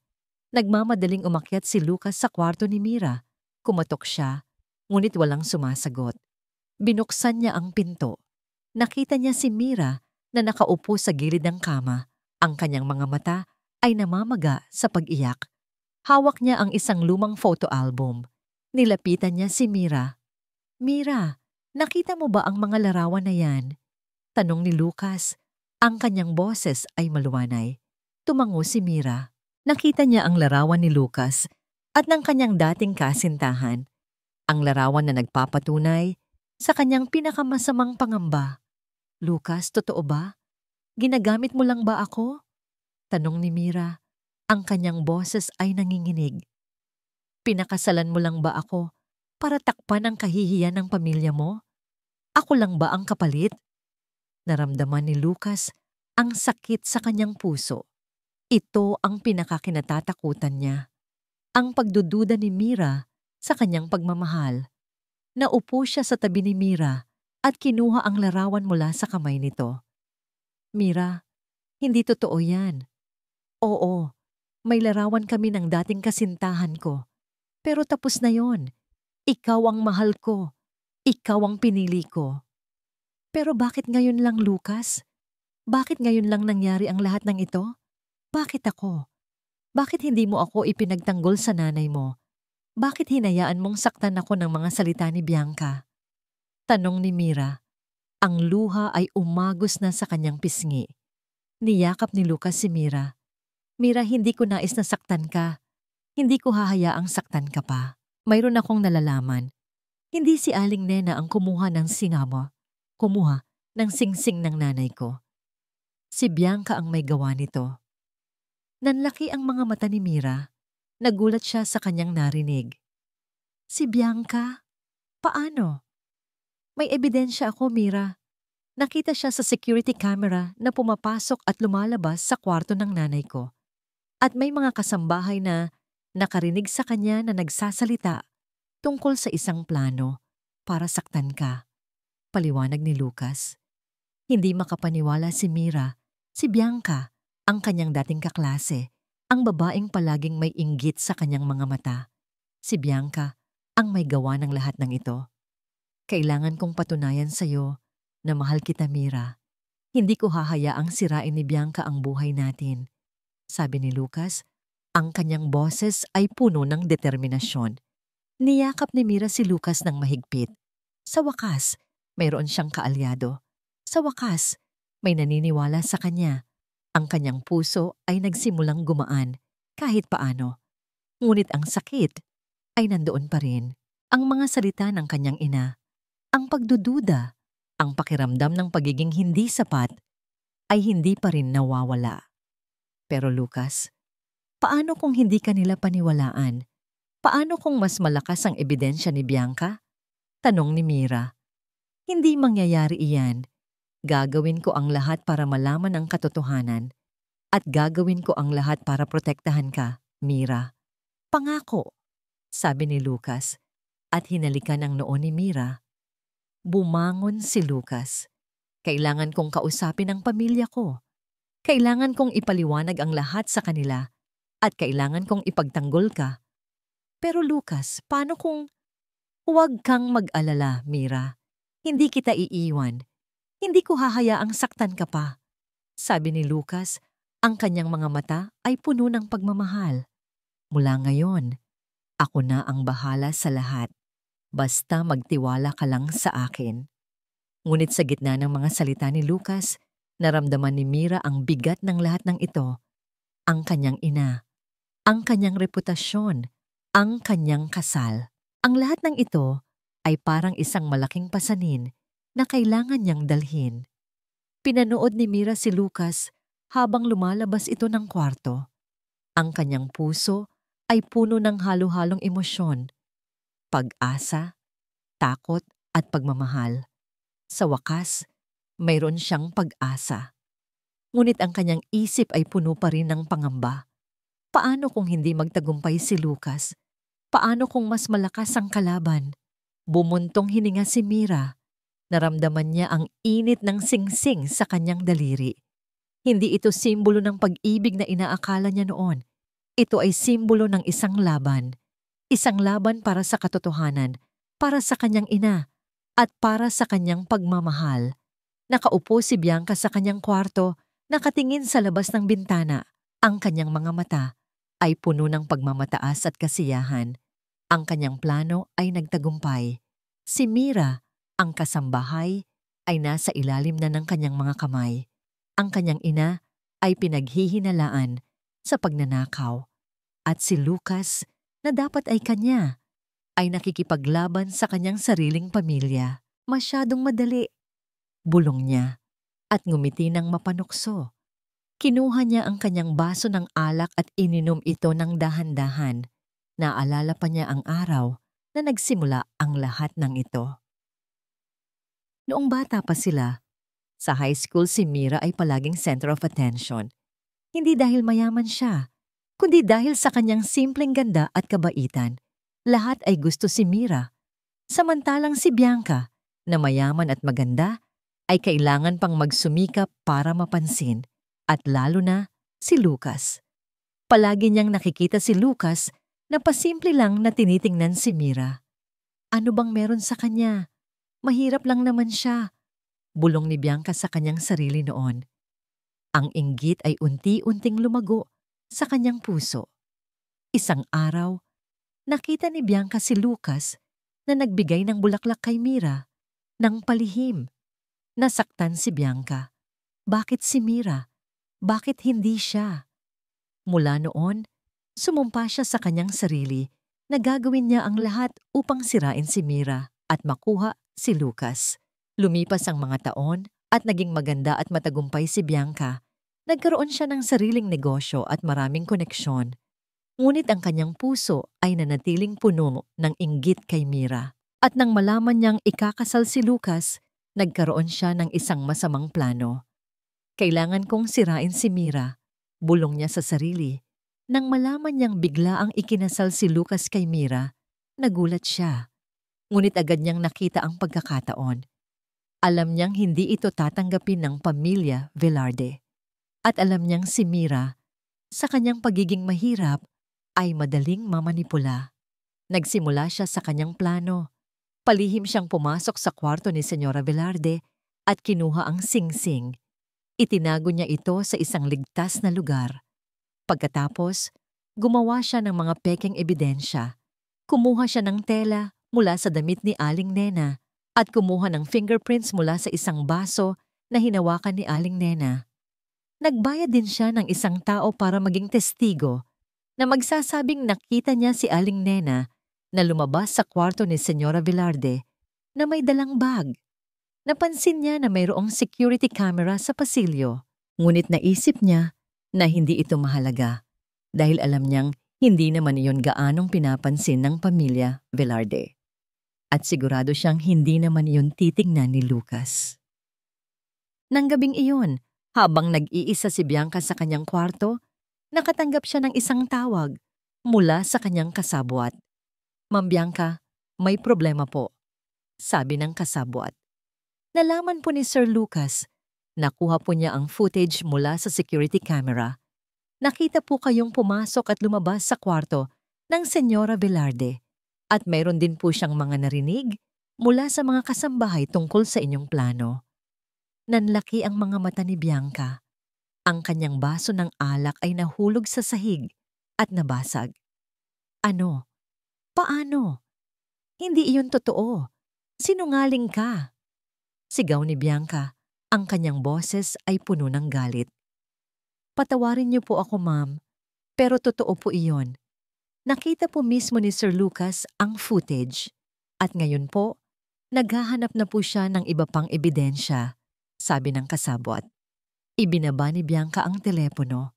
Ang kanyang puso ay kumakabog ng napakabilis. Ang kanyang mukha ay namumutla.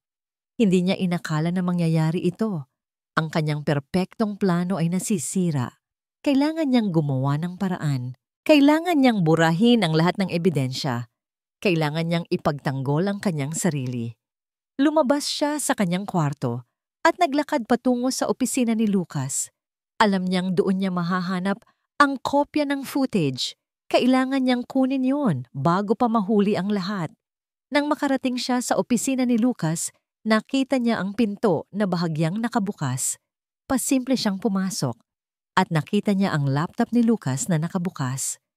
Mayroon itong email mula sa investigador na may nakalakip na video file. Ngumiti si Bianca. Ito na. Makukuha na niya ang ebidensya. Lumapit siya sa laptop at nagsimulang i-delete ang email at ang video file. Ngunit bago pa niya matapos, narinig niya ang boses ni Lucas sa likod niya.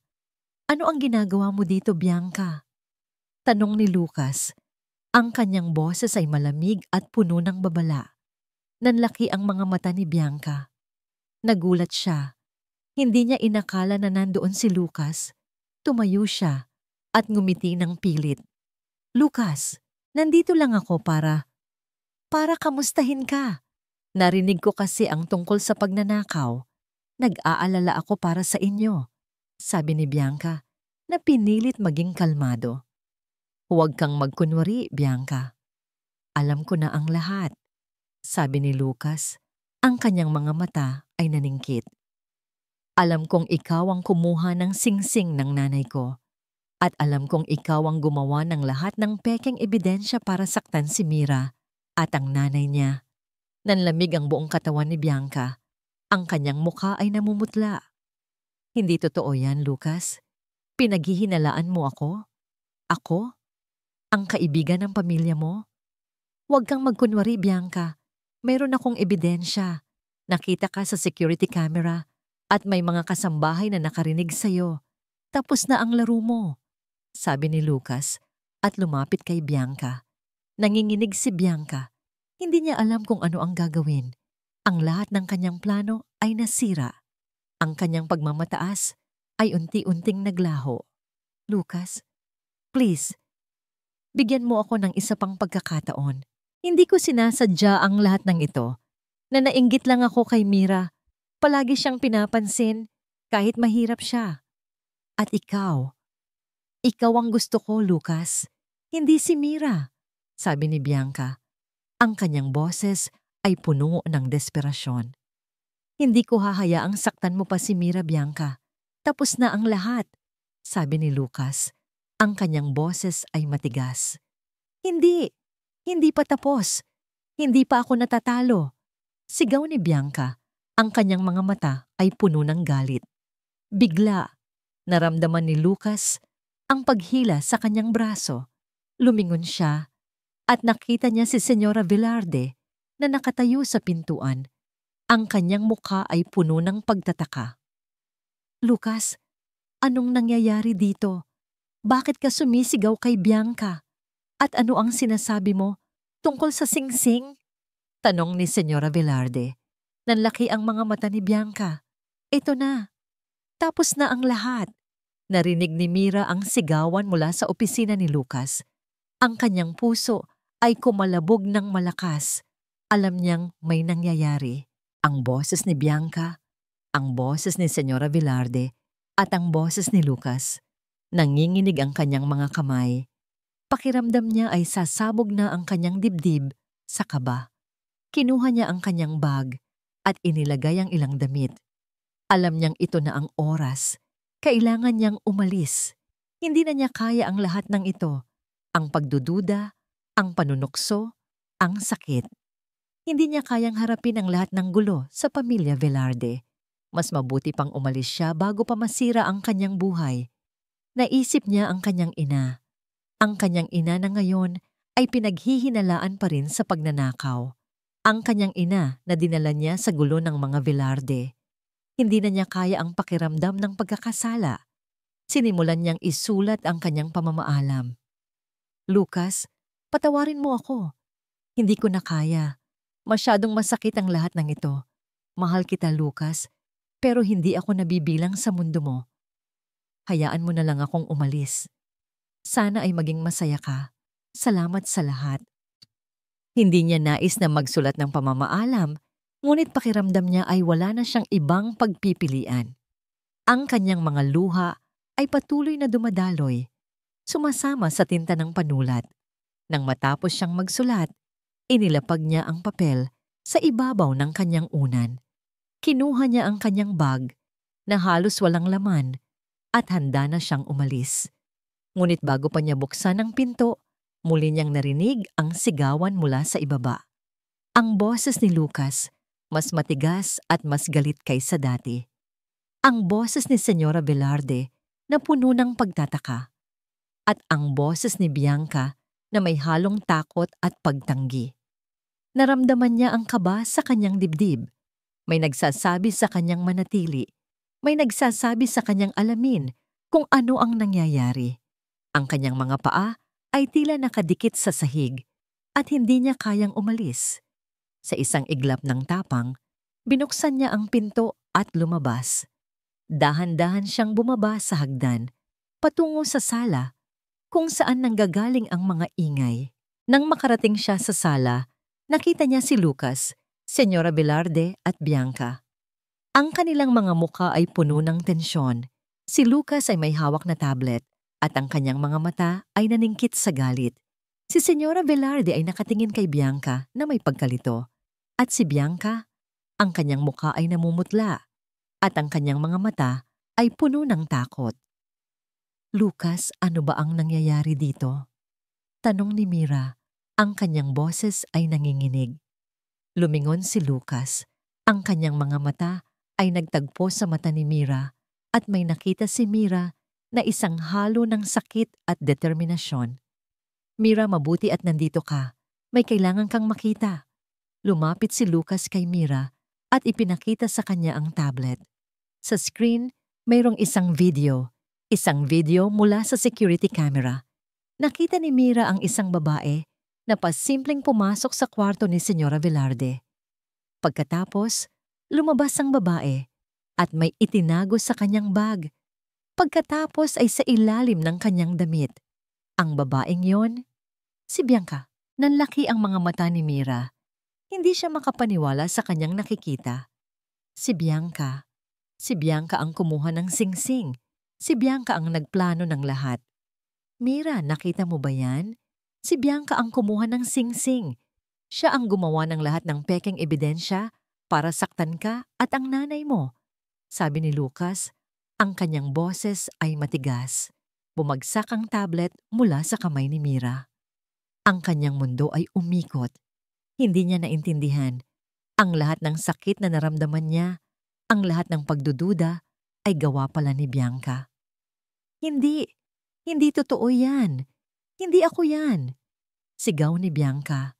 Ang kanyang boses ay puno ng desperasyon. Ngunit huli na. Nakita na ng lahat. Pati si Senyora Velarde, na ngayon ay nakatingin kay Bianca na may galit at pagtataka. Bianca, ano ang ibig sabihin nito? Tanong ni Senyora Velarde. Ang kanyang boses ay naninigas. Senyora, hindi po totoo yan. Frame up po yan. Niloloko po kayo ni Lucas. Sabi ni Bianca. At tumingin kay Lucas. Lucas, sinungaling ka. Pinaghihigantihan mo lang ako. Wala kang karapatang magsalita, Bianca. Nakita na ng lahat ang totoo. Sabi ni Lucas at lumapit kay Bianca.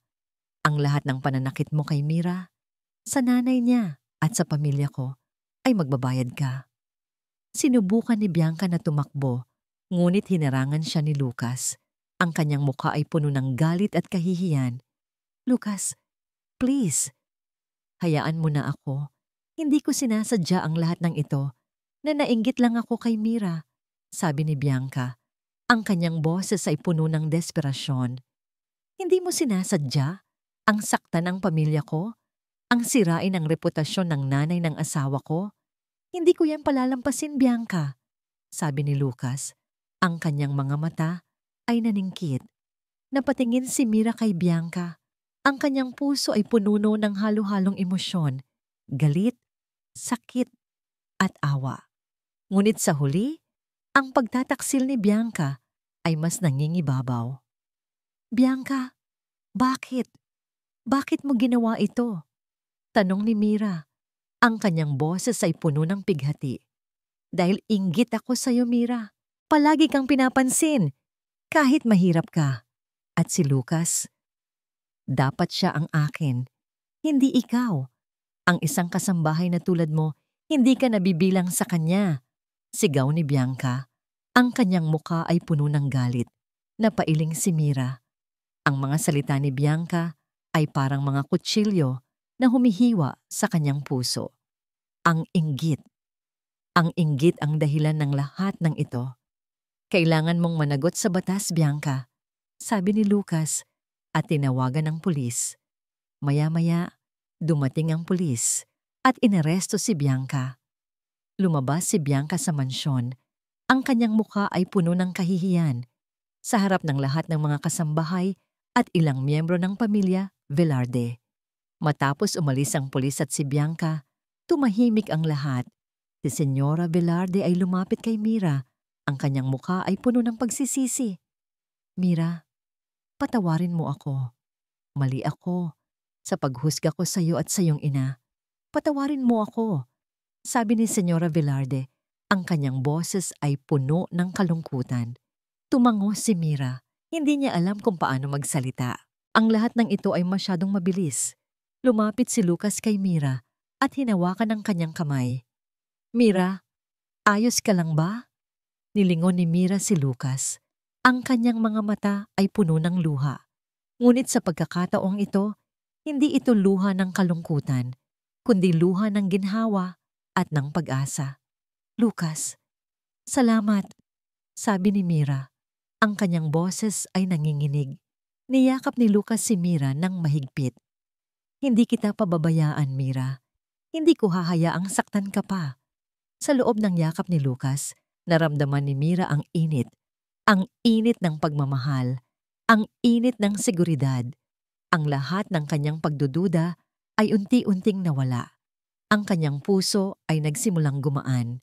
Sa wakas, mayroon siyang kapayapaan. Niyakap ni Mira si Lucas ng mahigpit. Ang kanyang mga luha ay patuloy na dumadaloy. Ngunit sa pagkakataong ito, ang mga luha ay puno ng pasasalamat at ng bagong pag-asa. Si Lucas, ang lalaking pinili niya sa harap ng altar, ay ang lalaking nagligtas sa kanya mula sa bangungot. Pagkatapos ng pag-alis ni Bianca at ng mga pulis, tumahimik ang Velarde Mansion, ngunit ang tensyon ay nananatili sa hangin. Niyakap ni Lucas si Mira ng mahigpit. Naramdaman ang panginginig ng katawan nito sa kanyang bisig. Ang kanyang puso ay kumikirot sa sakit na idinulot ni Bianca kay Mira. Ngunit sa pagkakataong ito, naramdaman din niya ang isang matinding determinasyon. Tapos na ang pagtatago, tapos na ang mga takot. Humiwalay siya kay Mira at hinawakan ang mukha nito. Ayos ka lang ba? Tumango si Mira. Ang kanyang mga mata ay namamaga. Ngunit mayroon na ngayong kislap ng pag-asa. Opo, Lucas. Salamat sa'yo. Ngunit hindi pa tapos ang laban. Tumingin si Lucas sa kanyang ina na nakatayo pa rin sa sala. Ang kanyang mukha ay puno ng halo-halong emosyon. Galit, kahihiyan, at isang bakas ng pagsisisi. Inay, sabi ni Lucas, ang kanyang boses ay malamig. Kailangan nating mag-usap. Ngayon din. Nag-aatubili si Senyora Velarde, ngunit nakita niya ang matigas na tingin sa mga mata ng kanyang anak. Alam niyang seryoso si Lucas. Sige Lucas, pero hindi ka pa rin dapat magdesisyon ng padalos-dalos. Pinaupo ni Lucas ang kanyang ina at Mira. May ilang miyembro ng pamilya Velarde pa rin sa sala at lahat sila ay nakatingin kay Lucas, naghihintay kung ano ang susunod niyang sasabihin. Ang ilan ay may paghamak pa rin sa kanilang mga mata. Ang ilan naman ay may pagtataka. Alam kong nagulat kayong lahat sa nangyari at alam kong marami kayong pagdududa. Simula ni Lucas, ang kanyang boses ay malakas at malinaw. Ngunit ngayon, gusto kong ipaliwanag ang lahat. Ipinaliwanag ni Lucas ang kanyang pagmamahal kay Mira mula pa noong bata pa sila. Kinuwento niya kung paano niya ito sinilayan mula sa malayo, kung paano lumago ang kanyang pagmamahal sa loob ng maraming taon, at kung paano niya pinili si Mira sa altar. Hindi para takpan ang kahihiyan ng pamilya, kundi para protektahan ito mula sa lahat ng sakit ng mundo. Ang pagmamahal ko kay Mira ay hindi isang biglaang desisyon, sabi ni Lucas, at hinawakan ng kamay ni Mira. Ito ay isang pagmamahal na matagal ko nang itinago. At ang kasal namin ay hindi isang pagkakamali. Ito ay isang pangako. Isang pangako na mamahalin ko si Mira habang buhay at poprotektahan ko siya sa lahat ng hamon. Lumingon si Lucas sa kanyang ina. Inay, alam kong hindi ninyo matanggap si Mira dahil sa kanyang pinagmulan. Alam kong gusto ninyo ng isang asawa na kabilang sa ating mundo. Ngunit ang pag-ibig, inay, ay hindi tumitingin sa yaman o posisyon. Ang pag-ibig ay nasa puso. At ang puso ko, inay, ay kay Mira. Lucas, anak, iniisip ko lang ang reputasyon ng pamilya Velarde. Sabi ni Senyora Velarde, ang kanyang boses ay lumambot. Hindi natin pwedeng hayaan na masira ang pangalan natin dahil sa isang iskandalo. Ang reputasyon ng pamilya Velarde ay hindi masisira dahil kay Mira, inay. Masisira ito kung hahayaan nating manaig ang kasinungalingan at ang inhustisya. Sabi ni Lucas, ang kanyang mga mata ay puno ng paninindigan. Kung ang pagmamahal ko kay Mira ang kapalit ng lahat ng ito, handa akong talikuran ang lahat. Handa akong umalis sa kumpanya. Handa akong iwan ang lahat ng ito, basta't kasama ko si Mira. Nagulantang ang lahat sa sinabi ni Lucas. Ang mga miyembro ng pamilya ay nagbulungan. Ang ideya na umalis si Lucas sa kumpanya ay hindi nila matanggap. Si Lucas ang pinakamahusay na CEO na nagkaroon sila. Napatingin si Mira kay Lucas Ang kanyang puso ay puno ng paghanga at pagmamahal. Ang pag-amin ni Lucas, ang kanyang paninindigan, ang kanyang pagiging handang isakripisyo ang lahat para sa kanya, ay nagpatunay sa kanyang pagmamahal. Ang lahat ng kanyang pagdududa ay tuluyang naglaho. Tumayo si Mira at hinawakan ang kamay ni Lucas ng mahigpit. Lucas, hindi mo kailangang gawin iyan. Hindi ko hahayaang mawala sa iyo ang lahat ng pinaghirapan mo. Kailangan kong gawin ito, Mira. Kailangan kong ipakita sa iyo at sa lahat na seryoso ako na ang pagmamahal ko sa iyo ay totoo, sabi ni Lucas at ngumiti kay Mira. Napatingin si Senyora Velarde sa kanyang anak at sa kanyang manugang. Nakita niya ang pagmamahalan sa kanilang mga mata. Nakita niya ang determinasyon ni Lucas at sa sandaling iyon, naramdaman niya ang isang bagay na hindi niya naramdaman sa loob ng mahabang panahon, ang pagtanggap. Lucas, anak, huwag mong gawin iyan, sabi ni Senyora Velarde. Ang kanyang boses ay puno ng kalungkutan. Hindi ko hahayaang umalis ka sa kumpanya. At Mira, pinatawad na kita. Pinatawad ko na rin si Aling Nena. Mali ako. Patawarin mo ako. Yumuko si Senyora Velarde kay Mira. Nagulat si Mira. Hindi niya inakala na mangyayari ito. Ang ina ni Lucas, ang babaeng puno ng paghamak sa kanya, ay humihingi ng tawad. Niyakap ni Mira si Senyora Velarde. Senyora, wala po iyon. Naiintindihan ko po kayo. Tumunog ang kampana ng simbahan mula sa malayo. Hindi na ito ang kampana ng pagtataka o paghamak. Ito ay kampana ng kapayapaan, ng pagtanggap, at ng pagmamahal. Nagtagpo ang mga mata ni Lucas at Mira. Ang kanilang mga ngiti ay puno ng kaligayahan. Ang kanilang pagmamahal ay nanalo. Pagkatapos ng matinding komprontasyon, tila bumalik ang kapayapaan sa Velarde Mansion, ngunit may kasama pa ring bahid ng bakas ng mga pinagdaanan. Naramdaman ni Mira ang pagginhawa sa kanyang dibdib nang humingi ng tawad si Senyora Velarde. Hindi ito isang kompletong pagbabago, alam niya, ngunit isang mahalagang hakbang tungo sa pagtanggap. Kinabukasan, naging abala si Lucas sa pag-aasikaso ng kaso ni Bianca. Ang mga ebidensyang nakuha niya ay napakatibay at walang nagawa si Bianca kundi umamin sa kanyang mga kasalanan. Sa huli, napatunayan na walang kasalanan si Aling Nena. Ang lahat ng akusasyon laban sa kanya ay nabura. Nang marinig ni Mira ang balita, naramdaman niya ang isang malaking pasanin na nawala sa kanyang balikat. Tumakbo siya patungo sa kusina kung saan abala si Aling Nena sa paghahanda ng hapunan. Inay, wala na po kayong kasalanan. Napatunayan na po na si Bianca ang may gawa ng lahat, sabi ni Mira. Ang kanyang boses ay puno ng kagalakan. Napayakap si Aling Nena kay Mira. Ang kanyang mga mata ay puno ng luha ng tuwa. Salamat sa Diyos, anak. Salamat sa Diyos. Nang gabing iyon, nagkaroon ng maliit na salo-salo sa Velarde Mansion. Wala na si Bianca at si Senyora Velarde ay nagpakita ng kaunting lambing kay Mira. Hindi na niya ito pinaparinggan at nakita ni Mira ang isang ngiti sa labi ng kanyang biyenan. Mira, patawarin mo ako sa lahat ng sinabi ko sa iyo at sa nanay mo, sabi ni Senyora Velarde. Ang kanyang boses ay malumanay. Masyado akong nagpadala sa galit at sa reputasyon ng pamilya. Sana ay mapatawad mo ako. Wala po iyon, Senyora. Naiintindihan ko po kayo. Alam ko pong ginagawa niyo lang ang sa tingin niyo ay tama para sa pamilya niyo. Sagot ni Mira at ngumiti. Sa mga sumunod na araw, nagsimulang magbago ang buhay ni Mira. Hindi na siya tininitigan ng mga kasambahay. Ang mga miyembro ng pamilya ay nginingitian na siya.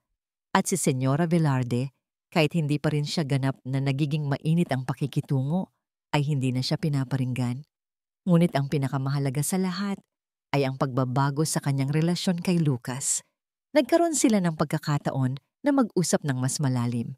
Nagsimulang ikwento ni Mira ang lahat ng kanyang takot, ang kanyang mga pangamba, ang kanyang pakiramdam na hindi siya sapat.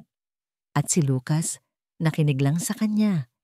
Hinawakan ang kanyang kamay at sinigurado sa kanya na mahal niya ito at palaging maniniwala sa kanya. Isang hapon, niyaya ni Lucas si Mira na mamasyal sa Batangas sa tabing dagat kung saan nagsimula ang lahat. Mira, naalala mo pa ba dito? Tanong ni Lucas.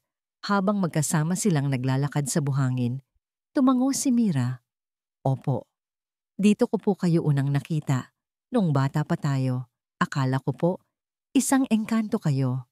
Ngumiti si Lucas. Ikaw din.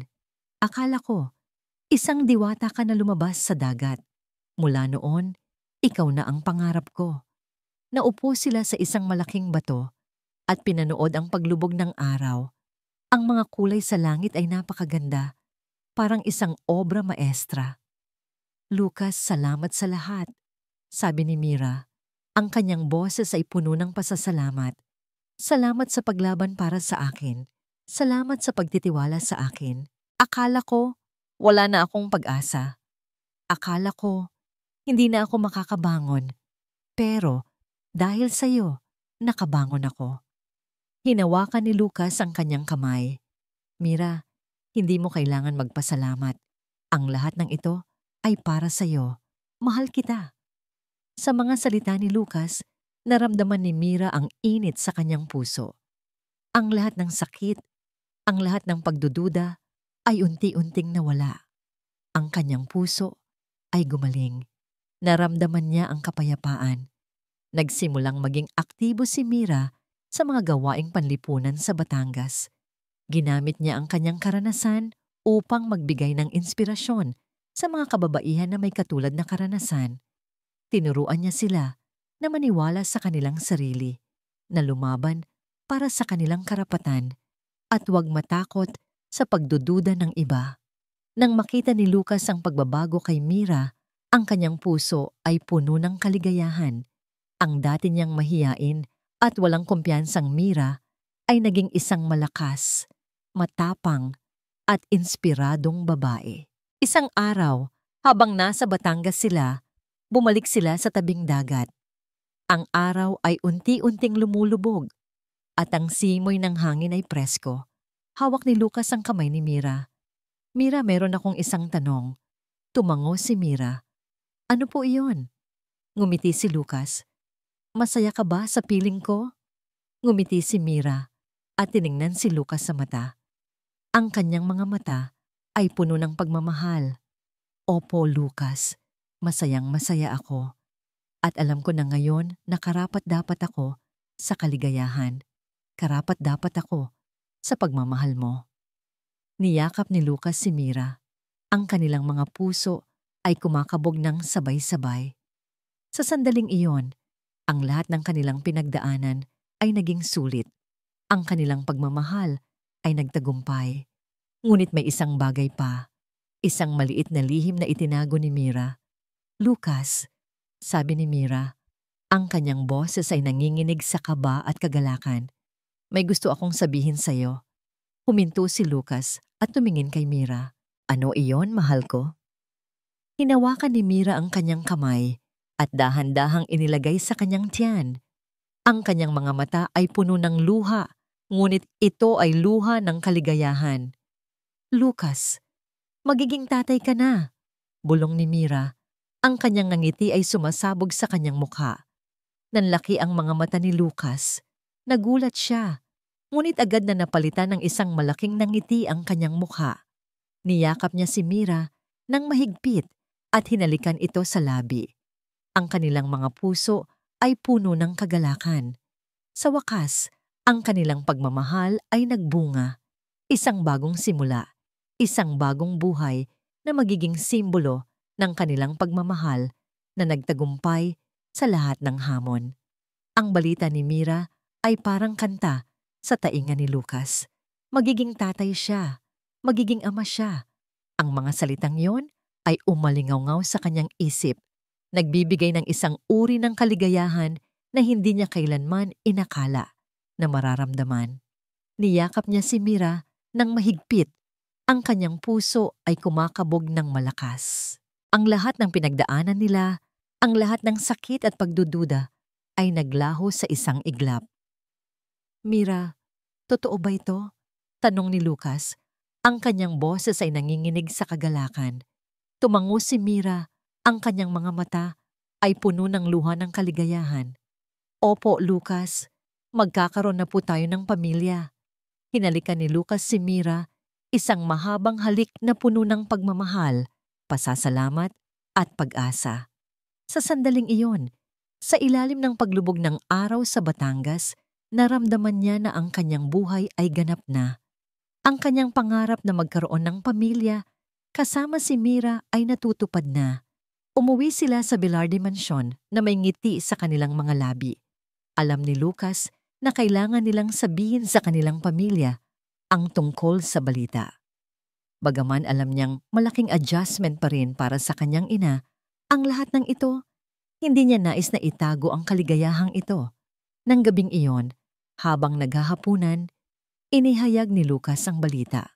Inay, mayroon po kaming importanteng sasabihin sa inyo, simula ni Lucas at hinawakan ang kamay ni Mira.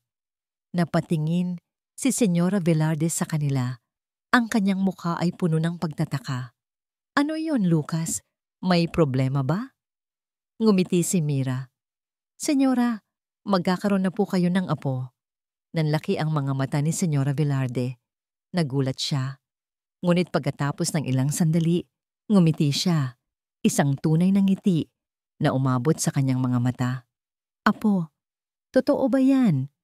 Tanong ni Senyora Velarde. Ang kanyang boses ay puno ng kagalakan. Tumango si Mira. Opo, Senyora. Tumayo si Senyora Velarde at lumapit kay Mira. Niyakap niya ito. Salamat, Mira. Salamat. Ito ang pinakamagandang balita na narinig ko sa mahabang panahon. Niyakap ni Mira ang kanyang biyenan. Naramdaman niya ang init ng pagtanggap, ang init ng pamilya. Ang lahat ng kanyang takot at pagdududa ay tuluyang nawala. Sa mga sumunod na buwan, naging abala ang Velarde Mansion sa paghahanda para sa pagdating ng bagong miyembro ng pamilya. Si Senyora Velarde ay naging mas maalalahanin at mapagmahal kay Mira. Palagi siyang nagtatanong kung may kailangan si Mira o kung may masakit sa kanya. Ang kanilang relasyon ay unti-unting lumalim. Nagpatuloy din si Mira sa kanyang mga gawaing panlipunan gamit ang kanyang boses upang magbigay inspirasyon sa iba. Ngunit ngayon, mayroon na siyang mas malaking dahilan upang maging matapang at malakas. Ang kanyang magiging anak. Isang hapon, niyaya ni Lucas si Mira na bumalik sa Batangas. Gusto niyang balikan ang mga lugar kung saan nagsimula ang kanilang pagmamahal. Naglakad sila sa tabing dagat, ang simoy ng hangin ay presko at ang araw ay unti-unting lumulubog. Hawak ni Lucas ang kamay ni Mira at dahan-dahan silang naglalakad. Ang kanilang mga puso ay puno ng kapayapaan. Naalala mo pa ba dito, Mira? Tanong ni Lucas. Dito ako palaging nagtatago. Pinagmamasdan ka habang naglalaro. Ngumiti si Mira. Opo, naaalala ko. Akala ko, palagi akong nag-iisa. Hindi ko alam na may nagmamahal na pala sa akin ng palihim. Naupo sila sa buhangin at pinanood ang paglubog ng araw. Ang mga kulay sa langit ay napakaganda at ang tunog ng mga alon ay parang musika. Mira, may isa pa akong pangarap, sabi ni Lucas at tumingin kay Mira. Ano po iyon, Lucas? Gusto kong magtayo ng isang maliit na bahay dito sa Batangas. Isang bahay na malapit sa dagat kung saan tayo mamumuhay kasama ang ating mga anak. Gusto kong palaging nakikita ang nangiti mo at ang mga ngiti ng ating mga anak habang naglalaro sila sa buhangin, tulad mo noon, sabi ni Lucas. Ang mga mata ni Mira ay puno ng luha. Niyakap niya si Lucas ng mahigpit. Lucas, iyan din ang pangarap ko. Sa sandaling iyon, naramdaman ni Lucas ang isang pakiramdam ng katuparan.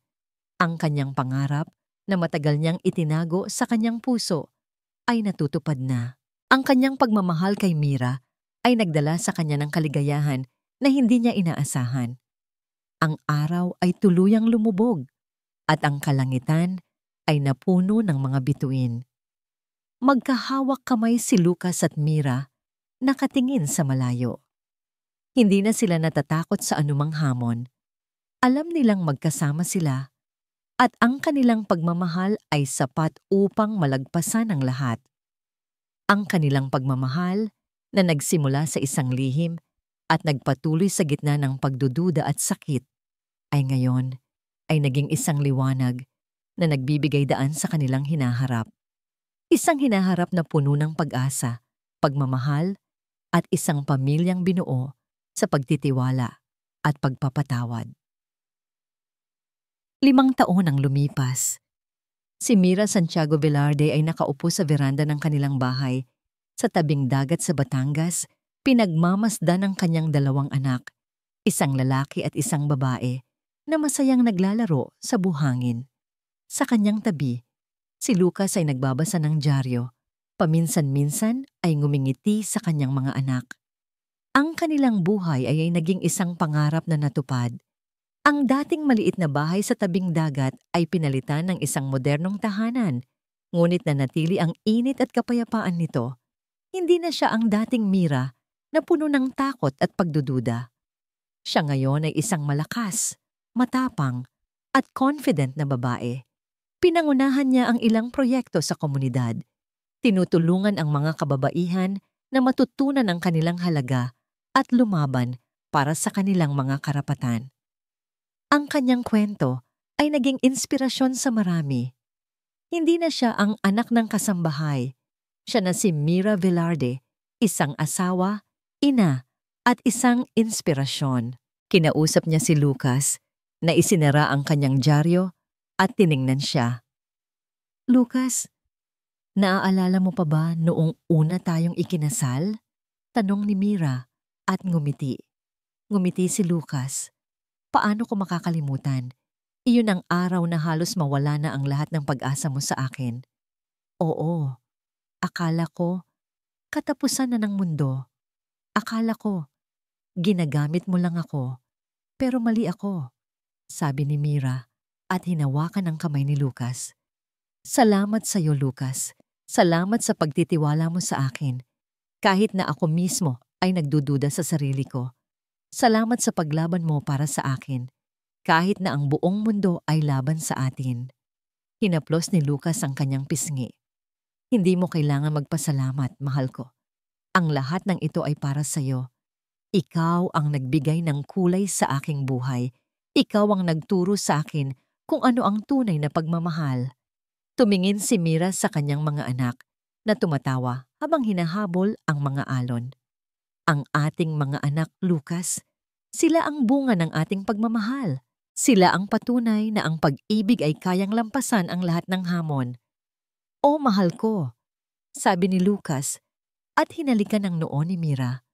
At ipagpapatuloy natin ang pagtuturo sa kanila ng halaga, ng pagmamahal, ng pagtitiwala, at ng pagpapatawad. Sa paglipas ng mga taon, ang kanilang relasyon ni Señora Velarde ay lalong lumalim. Ang dating matigas na biyenan ay naging isang mapagmahal na lola sa kanyang mga apo at isang kaibigan kay Mira. Nagkaroon sila ng pagkakataon na mag-usap ng mas malalim at naunawaan ni Mira ang lahat ng takot at pangamba ng kanyang biyenan. Nang gabing iyon, pagkatapos matulog ng mga bata, umupo si Mira at Lucas sa beranda. Ang buwan ay bilog at ang mga bituin ay kumikinang sa kalangitan. Mira, meron pa akong isang katanungan sa iyo, sabi ni Lucas. Ano po yon, Lucas? Masaya ka ba ngayon? Talagang masaya ka? Tanong ni Lucas. Ang kanyang mga mata ay puno ng pagmamahal. Ngumiti si Mira, isang ngiti na umabot sa kanyang mga mata. Opo, Lucas. Masaya ako. Masayang masaya ako.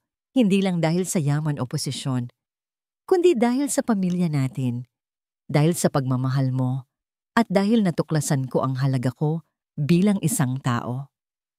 Hinawakan ni Lucas ang kanyang kamay at hinalikan ito.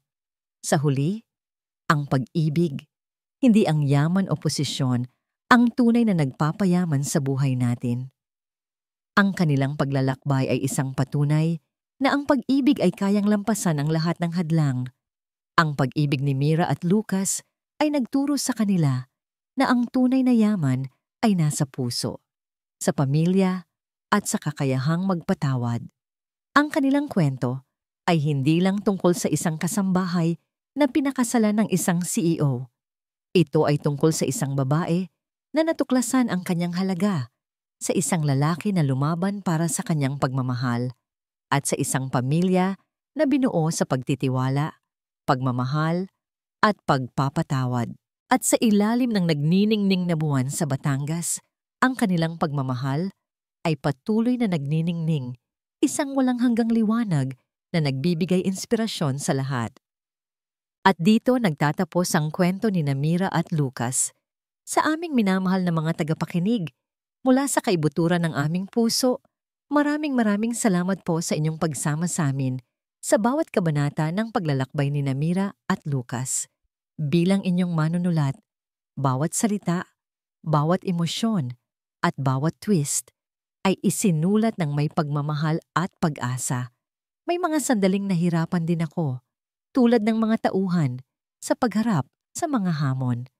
Ngunit sa huli, ang pag-asang makita, ang pagtatagumpay ng pag-ibig ang nagtulak sa akin. Nais kong ipaabot na ang kwentong ito ay higit pa sa isang simpleng pag-ibig. Ito ay isang paalala na ang tunay na pagmamahal ay kayang lampasan ang anumang balakid, gaano man ito kataas. Ang pagpapatawad ay nagbibigay daan sa paghilom, at ang pag-asa ay nagbibigay ng lakas upang harapin ang bawat bukas. Naway nakita ninyo sa kwento ni Mira at Lucas na ang halaga ng isang tao ay hindi nasusukat sa yaman o posisyon, kundi sa kabutihan ng puso at sa pagtitiwala sa sarili.